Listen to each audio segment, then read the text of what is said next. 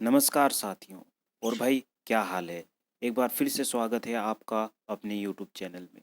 हम लोगों ने लुसेंट जीके के सेशन को शुरू कर चुका था और मुझे यह आपको बताने की ज़रूरत नहीं है कि लुसेंट जीके आपके आने वाले एग्ज़ाम्स के लिए कितनी इम्पोर्टेंट है। चाहे आप यूपीएससी का प्रिपरेशन कर रहे हो, एसएससी का, या फिर कोई भी स्टेट लेवल के कम्पिटिटिव एग्ज़ाम का, आपको पता ही होगा कि लुसेंट जीके पढ़ना कितना इम्पोर्टेंट है। हम लोगों ने लुसेंट जीके के हिस्ट्री का पहले अध्ययन कर चुका है, जिसका मैंने एक अलग से प्लेलिस्ट बना करके रख दिया है। आप वहाँ पे जा कर के उन्हें देख सकते हैं। आज हम लोग लुसेंट जीके के जियोग्राफी का सेक्शन शुरू करने वाले हैं, तो वीडियो के अंत तक बने रहिए। चलिए इस सेशन को शुरू करते हैं बिना किसी देरी के। हम लोग देखते हैं कि जो भूगोल का नामकरण है तथा इसका प्राथमिक स्तर पर व्यवस्थित करने का श्रेय हम लोग यूनान के निवासियों को देते हैं। ठीक है, सर्वप्रथम यूनान के निवासियों ने इसका नामकरण किया जियोग्राफी के रूप में, तथा इसे प्राथमिक स्तर पर एक अलग सब्जेक्ट के रूप में व्यवस्थित करने में मदद की। उसके बाद हम लोग देखते हैं कि भूगोल शब्द को परिभाषित करने तथा पृथ्वी की परिधि निर्धारित करने के कारण विद्वान इरेस्टोस्थनीज को भूगोल का पिता कहा गया है। यह आपको इम्पोर्टेंट है, यह आपको ध्यान रखना है कि भूगोल के पिता किसे कहा गया है। इरेस्टोस्थनीज आपका आंसर हो जाएगा। ठीक है, हेक्टियस ने अपनी पुस्तक पैराडाइस में सर्वप्रथम भौगोलिक तत्वों का क्रमबद्ध समावेशन किया। ठीक है, और एक जियोग्राफी के विद्वान थे जिसका नाम था हिकेटस। ठीक है, इन्होंने अपने पुस्तक पैराडाइस में सर्वप्रथम भौगोलिक तत्वों का समावेशन किया था। इरेस्टोस्थनीज ने भूगोल के लिए सर्वप्रथम जियोग्राफिका शब्द का प्रयोग किया था। ठीक है, इरेस्टोस्थनीज ने भूगोल के लिए सर्वप्रथम जियोग्राफिका शब्द का इन्होंने प्रयोग किया था। ठीक है, एनेक्सिमिंडर प्रथम व्यक्ति थे जिन्होंने विश्व का जो मानचित्र है उसे एक मापक के रूप में बनाया। ठीक है, और अध्ययन के स्वतंत्र के लिए इसे भूगोल को 19वीं शताब्दी में ही मान्यता मिली। ठीक है, एक स्वतंत्र विषय के रूप में भूगोल को 19वीं शताब्दी में मान्यता मिली कि एक स्वतंत्र विषय के रूप में भी भूगोल को पढ़ाया जा सकता है। उसके बाद हम लोग देखते हैं कि जो 20वीं शताब्दी है, इसके प्रारंभ में भूगोल मनुष्य और पर्यावरण के पारस्परिक संबंधों के अध्ययन के रूप में विकसित हुआ, और इसके लिए दो विचारधाराएं थी, एक तो संभववाद का और दूसरा निश्चयवाद का। ठीक है, संभववाद मतलब ऐसे व्यक्ति थे जो मानते थे कि पर्यावरण में हम लोग परिवर्तन कर सकते हैं, हम अपनी इच्छानुसार पर्यावरण में परिवर्तन कर सकते हैं और समाज में जीवन व्यतीत कर सकते थे। और इस विचारधारा के जो समर्थक थे उनमें थे बाइडल डी ला ब्लास और फेबरवे। ठीक है, ये दो भूगोलवेत्ता थे जो मानते थे कि हम पर्यावरण में अपने हिसाब से परिवर्तन कर सकते हैं, जिसको हम लोग संभववाद कहते हैं। ठीक है, उसके बाद दूसरे विचारधारा के लोग आते हैं जिसे हम लोग निश्चयवाद कहते हैं। और निश्चयवाद विचारधारा के लोग मानते थे कि हम लोग पर्यावरण में किसी भी प्रकार का छेड़छाड़ नहीं कर सकते हैं। ठीक है, स्वेच्छापूर्ण कुछ भी करने की स्वतंत्रता बहुत कम होती है। और इस विचारधारा के प्रमुख भूगोलवेत्ता कौन कौन थे? रिटर, रिटजेल और इस्लिंगटन। ये तीन भूगोलवेत्ता थे जो मानते थे कि भूगोल जो है ये निश्चयवाद के सिद्धांत पर काम करता है, अर्थात कि हम लोग पर्यावरण में अधिक कुछ छेड़छाड़ नहीं कर सकते थे। इस प्रकार दो प्रकार के विचारधारा के लोग उस समय भूगोल के विषय में रखते थे। अब जानते हैं भूगोल के कुछ कुछ परिभाषाएं जो विभिन्न विद्वानों द्वारा दी गई थी। सबसे पहले देखते हैं विद्वान जो स्ट्रेबो है, उन्होंने भूगोल के विषय में क्या कहा था। उन्होंने कहा था कि भूगोल एक ऐसा स्वतंत्र विषय है जिसका उद्देश्य लोगों को विश्व, आकाशीय पिंडों, स्थल, महासागरों, जीव जंतुओं, वनस्पति, फलों तथा भूधरातल के क्षेत्रों में देखी जाने वाली प्रत्येक अन्य वस्तु का ज्ञान प्राप्त करता है। तो स्ट्रोबो ने क्या कहा था? उन्होंने कहा था कि भूगोल एक स्वतंत्र विषय है जिसका उद्देश्य क्या है? विश्व, आकाशीय पिंडों, स्थल, महासागरों, जीव जंतुओं, वनस्पति, फलों तथा भू धरातल के क्षेत्रों में देखी जाने वाली प्रत्येक अन्य वस्तु का ज्ञान प्राप्त होता है। ठीक है। उसके बाद एक अन्य भूगोलवेत्ता थे क्लेडियस टॉलमी। क्लेडियस और टॉलमी ये क्या कहते थे? इन्होंने कहा था कि भूगोल पृथ्वी की झलक को स्वर्ग में देखने वाला आभामय विज्ञान है। ठीक है। उसके बाद विद्वान थे कार्ल रिटर। इन्होंने क्या कहा था? भूगोल वह विज्ञान है जिसमें पृथ्वी को स्वतंत्र ग्रह के रूप में मान्यता देते हुए उसके समस्त लक्षणों, घटनाओं एवं उसके अंतः संबंध का अध्ययन किया जाता है। ठीक है। उसके बाद आर्थर होम्स ने कहा था कि भूगोल में पृथ्वी के उस भाग का अध्ययन किया जाता है जो मनुष्य के रहने का स्थान है। तो ये सब विद्वान थे जिन्होंने अलग अलग प्रकार से जियोग्राफी का अलग अलग डेफिनेशन दिया था। ठीक है। उसके बाद हम लोग आगे चलते हैं और देखते हैं कि ब्रह्मांड के बारे में। ठीक है। अर्थात कि यूनिवर्स, ब्रह्मांड क्या था, इसका उत्पत्ति किस प्रकार से हुआ, इन सब के बारे में हम लोग चर्चा करते हैं। तो चलिए शुरू करते हैं। हम लोग देखते हैं कि जो ब्रह्मांड है ये अस्तित्वहीन द्रव्य तथा ऊर्जा का सम्मिलित रूप माना गया है। ठीक है। अर्थात कि मैटर और एनर्जी, इन दोनों का सम्मिलित रूप को हम लोग ब्रह्मांड कहते हैं। ब्रह्मांड के अंतर्गत उन सभी आकाशीय पिंड, ब्रह्मांड के अंतर्गत कौन कौन से पिंड शामिल है, जितने भी ग्रह है, जितने भी क्षुद्र ग्रह है, चंद्रमा है, जितने भी पिंड, उसके बाद धूमकेतु, ये सारी चीज मिलाकर एक ब्रह्मांड का निर्माण करता है। ठीक है। इसमें कौन कौन शामिल, जैसे कि सूर्य, चंद्रमा आदि सम्मिलित होते हैं और इसका अध्ययन किया जाता है। ब्रह्मांड उस अनंत आकाश को कहते हैं जिसमें अनंत तारे हैं। हम लोग रात को जो तारे देखते हैं, सारी चीज, तारा, चंद्रमा, जितना कुछ है, ग्रह, समस्त सोलर सिस्टम, ये सारे ब्रह्मांड के अंतर्गत आता है। ठीक है। तो ब्रह्मांड को दो भागों में बांटा जाता है, एक तो वायुमंडल और एक अंतरिक्ष। ठीक है। उसके बाद देखते हैं कि ब्रह्मांड की उत्पत्ति की दो प्रमुख वैज्ञानिक परिकल्पनाएं हैं। दो प्रकार के परिकल्पनाएं मानी जाती है ब्रह्मांड की उत्पत्ति के विषय में। पहला है कि सामान्य स्थिति सिद्धांत। ठीक है। उसके बाद है महाविस्फोट सिद्धांत। ये जो महाविस्फोट सिद्धांत है ये ज़्यादा प्रचलित है। ठीक है। तो चलिए पहला जो है सिद्धांत देखते हैं, सामान्य स्थिति सिद्धांत। इस सिद्धांत के प्रतिपादक बेल्जियम के खगोलविद एवं पादरी एब जॉर्ज लेमेंडर थे। और इस सिद्धांत के जो प्रतिपादक है उसे बेल्जियम के खगोलविद थे जिनका नाम था एब जॉर्ज मेलेंडर। उसके बाद दूसरा जो है वो महाविस्फोट सिद्धांत, जिसको हम लोग बिग बैंग थ्योरी भी कहते हैं। और इस सिद्धांत के जो प्रतिपादक थे, इनके जो अध्ययनकर्ता थे, उनमें से महत्वपूर्ण थे गोल्ड और हरमेंड। इसको भी दो भागों में बांटा गया है, एक निरंतर उत्पत्ति का सिद्धांत, एक संकुचन विमोचन का सिद्धांत। और निरंतर उत्पत्ति का जो सिद्धांत है इसके प्रतिपादक कौन थे? गोल्ड और हरमेन बॉन्डी थे। और संकुचन विमोचन का सिद्धांत ये कौन दिया था? ये डॉक्टर एलन सैंडेज इसके प्रतिपादक थे। ठीक है। उसके बाद ब्रह्मांड के बारे में डिटेल में चलिए आगे जानते हैं कि ब्रह्मांड का जो व्यास है वो 10⁸ लाइट ईयर या फिर 10⁸ प्रकाश वर्ष है। ठीक है।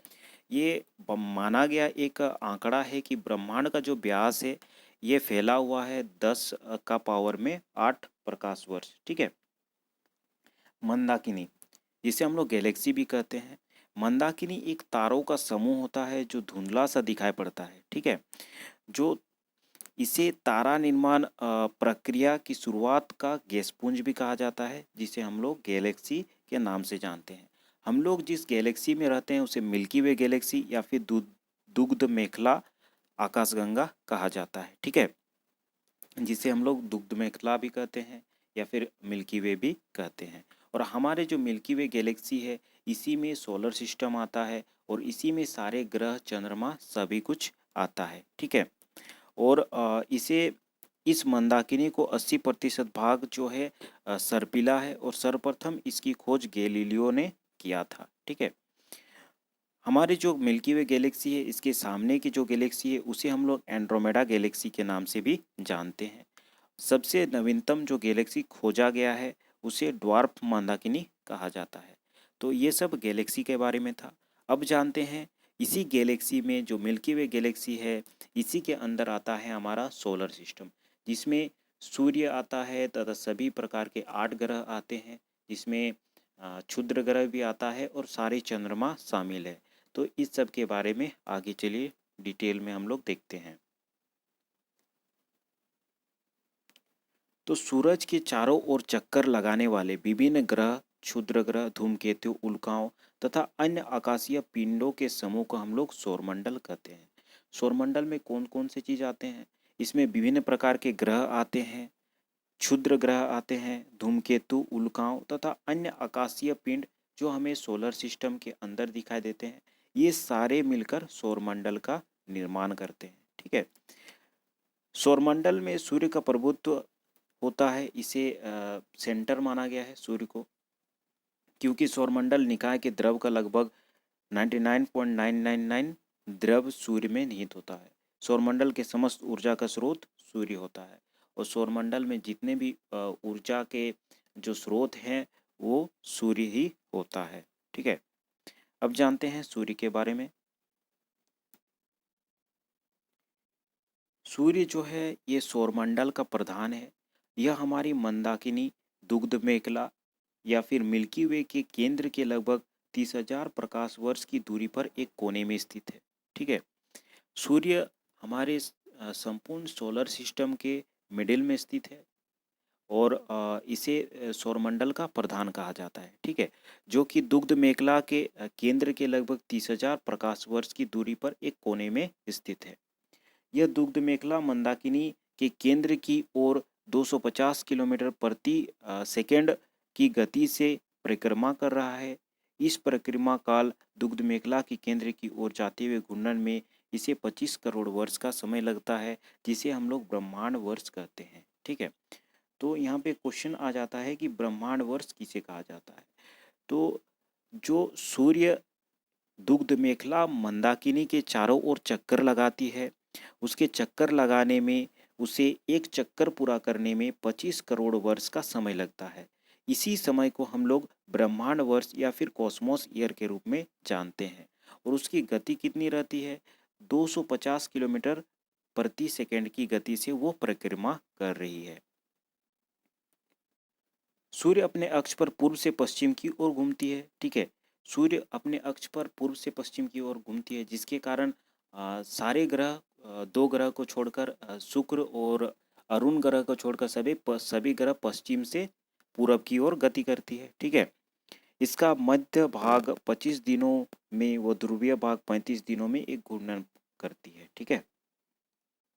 उसके बाद देखते हैं कि सूर्य जो है यह एक गैसीय गोला है, जिसमें हाइड्रोजन का प्रतिशत है 71%, हीलियम का जो प्रतिशत है 26.5% एवं अन्य तत्व होते हैं 2.5%।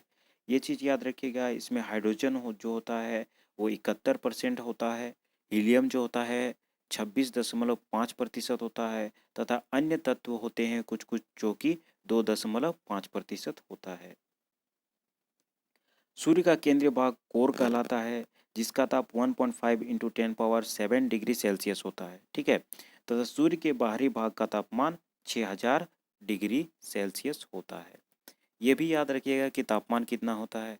जो आंतरिक भाग होता है उसे हम लोग कोर कहते हैं। ठीक है। और उसका जो तापमान होता है 1.5 इंटू 10⁻7 डिग्री सेल्सियस होता है तथा सूरज के जो बाहर का तापमान होता है वहाँ का तापमान होता है 6000 डिग्री सेल्सियस। हेंसबेथ ने बताया कि 10⁻7 डिग्री सेल्सियस ताप पर सूर्य के केंद्र पर 4 हाइड्रोजन नाभिक मिलकर एक हीलियम नाभिक का निर्माण करते हैं। ठीक है। जिसे हम लोग हाइड्रोजन का संलयन भी कहा जाता है। अर्थात सूर्य के केंद्र पर नाभिकीय संलयन होता है जो सूर्य की ऊर्जा का स्रोत है। ठीक है। ये भी क्वेश्चन कभी कभी आता है कि सूर्य के जो ऊर्जा उत्सर्जित करता है, सूर्य का जो ऊर्जा है उसका स्रोत क्या है, उसका ऊर्जा कहाँ से आता है? तो उसका ऊर्जा आता है नाभिकीय संलयन से। ठीक है। 4 हाइड्रोजन नाभिक मिलकर एक हीलियम नाभिक बनाता है और इसी के प्रोसेस में जो ऊर्जा उत्सर्जित होता है उसी के कारण हम लोग को सूर्य से ऊर्जा प्राप्त होती है और यही सूर्य की ऊर्जा का स्रोत माना गया है। ठीक है। सूर्य के दीप्तिमान सतह को प्रकाश मंडल कहा जाता है। प्रकाश मंडल के किनारे प्रकाशमान नहीं होते हैं क्योंकि सूर्य का वायुमंडल प्रकाश का अवशोषण कर लेते हैं। इसे वर्णमंडल या फिर क्रोमोस्फीयर भी कहा जाता है। ठीक है, तो सूरज के जो दीप्तिमान सतह होता है इसे प्रकाश मंडल कहा जाता है। ठीक है, और जो प्रकाश मंडल है इसके किनारा जो होता है वो प्रकाशमय नहीं होता है क्योंकि सूर्य का जो वायुमंडल है वो प्रकाश का अवशोषण कर लेता है और इसे हम लोग वर्णमंडल या फिर क्रोमोस्फीयर के नाम से जानते हैं। ठीक है, और वो किस रंग का होता है? ये लाल रंग का होता है। उसके बाद जो फैक्ट है उसे हम लोग देख लेते हैं यहाँ पे। ब्रह्मांड के बारे में हमारा बदलता दृष्टिकोण। ठीक है, तो सबसे पहले ऐसा माना जाता था कि पृथ्वी जो है संपूर्ण ब्रह्मांड का केंद्र है, ऐसा पहले माना जाता था। ठीक है, और जिसकी परिक्रमा सारे आकाशीय पिंड करते हैं और इसे हम लोग भूकेंद्र सिद्धांत के रूप में जानते थे। ठीक है, और इसका प्रतिपादन किसने किया था? ये मिस्र यूनानी खगोलशास्त्री क्लाडियस टॉलमी ने 140 ईसा में इसे खोज की थी और उन्होंने कहा था कि जो पृथ्वी है वो ब्रह्मांड के केंद्र में है और सारे ग्रह जो है, सारे ग्रह और जो भी पिंड होते हैं वो पृथ्वी के चारों ओर चक्कर लगाते हैं। ठीक है, ऐसा पहले माना जाता था। फिर बाद में पोलैंड के एक खगोलशास्त्री निकोलस कोपरनिकस ने यह दर्शाया कि सूर्य ब्रह्मांड का केंद्र है तथा ग्रह इसकी परिक्रमा करते हैं। उसके बाद 1473 से 1543 ईस्वी के बीच निकोलस कोपरनिकस आए। उन्होंने बताया कि नहीं, पृथ्वी जो है ग्रह का सारे पिंडों का केंद्र नहीं है, ब्रह्मांड का केंद्र नहीं है, अपितु सूर्य इन सारे ब्रह्मांडों, सारे आकाशीय पिंडों का केंद्र है। ठीक है, अतः सूर्य विश्व या ब्रह्मांड का केंद्र माना गया। ठीक है, जिसे हम लोग सूर्य केंद्र का सिद्धांत कहते हैं।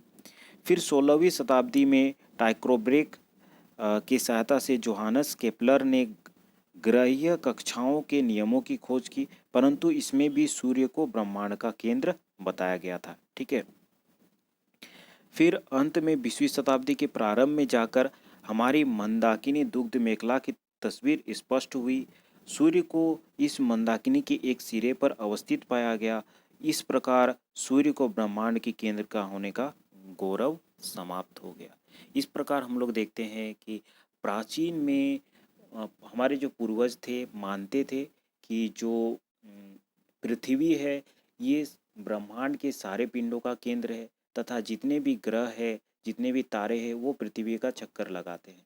लेकिन फिर बाद में कोपरनिकस ने कहा कि जो सूर्य है वो ब्रह्मांड का केंद्र है और उसके चारों ओर सारे पिंड चक्कर लगाते हैं। फिर अंत में आकर 20वीं शताब्दी में यह क्लियर हुआ कि हम लोग जो ये मंदाकिनी दुग्ध मेखला है, मंदाकिनी उसके एक कोने पर स्थित है। ठीक है, और सूर्य जो है ब्रह्मांड का केंद्र नहीं है। इस प्रकार सूर्य को ब्रह्मांड का केंद्र में होने का गौरव समाप्त हो गया। आगे देखते हैं कि सूर्य ग्रहण के समय जो हम लोग देखते हैं कि जब सूर्य ग्रहण लगता है उसके साइड साइड में जो प्रकाश पुंज दिखाई देता है उसे हम लोग सूर्य किरीट या फिर कोरोना भी कहते हैं। ठीक है, और ये जो सूर्य किरीट होता है ये एक्सरे लाइट उत्सर्जित करता है। इसे सूर्य का मुकुट भी कहा जाता है। पूर्ण सूर्य ग्रहण के समय सूर्य किरीट के प्रकाश की प्राप्ति होती है। सूर्य की उम्र माना गया है 5 बिलियन वर्ष की, अगले ये 5 बिलियन वर्ष तक इसकी उम्र रहेगी और भविष्य में सूर्य द्वारा उत्सर्जित जो ऊर्जा है वो देने का समय है 10^11 ईयर्स। ठीक है, सूर्य के प्रकाश को सूर्य से पृथ्वी तक आने में समय लगता है 8 मिनट और 16.6 सेकेंड का समय लगता है। ठीक है, सौर ज्वाला को उत्तरी ध्रुव पर अरोरा बोरियलिस और दक्षिण ध्रुव पर अरोरा ऑस्ट्रेलिस कहा जाता है। ठीक है, और एक चीज़ है कि सूर्य के धब्बे अर्थात कि चलते हुए जो गैस का गोला होता है इसका तापमान आसपास के तापमान से 1500 डिग्री सेल्सियस कम होता है। ठीक है, सूर्य के धब्बे का एक पूरा चक्र 22 वर्षों का होता है। पहले 11 वर्षों तक यह धब्बा बढ़ता है और 11 वर्षों तक यह धब्बा घटते रहता है। जब सूर्य की सतह पर धब्बा दिखाई पड़ता है उस समय पृथ्वी पर चुंबकीय झंझावत उत्पन्न होती है। ठीक है, इससे चुंबकीय सुई की दिशा बदल जाती है एवं रेडियो, टेलीविज़न, बिजली चलित आदि मशीनों में गड़बड़ी उत्पन्न हो जाती है। ठीक है, सूर्य का जो व्यास है वो 13,92,000 किलोमीटर है, जो पृथ्वी के व्यास का लगभग 110 गुना है। ठीक है, उसके बाद है कि सूर्य हमारी पृथ्वी से 13 लाख गुना बड़ा है और पृथ्वी को सूर्यताप का 2 अरबवां भाग मिलता है। मतलब इससे आप अनुमान लगा सकते हैं कि सूर्य का तापमान कितना होता है, क्योंकि पृथ्वी को ही सूर्य के जो तापमान होता है उसका 2 अरबवां भाग मिलता है। इस हिसाब से सूर्य का जो तापमान है बहुत ज़्यादा होता है। ठीक है,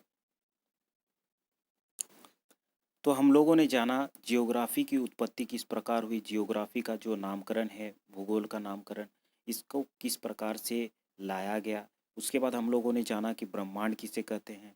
ब्रह्मांड के बारे में जानने के बाद हम लोगों ने सौरमंडल के बारे में जाना।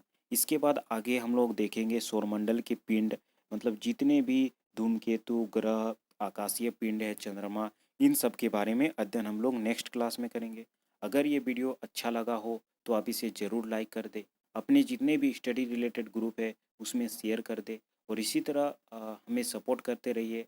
आप अगर चैनल को सब्सक्राइब नहीं किए हैं तो इसे सब्सक्राइब कर दे और बेल के आइकन को भी प्रेस कर दे, ताकि जो भी नेक्स्ट वीडियो हमारे चैनल में अपलोड होगी वो आप तक डायरेक्टली पहुंच जाएगी। धन्यवाद, मिलते हैं अगले वीडियो में।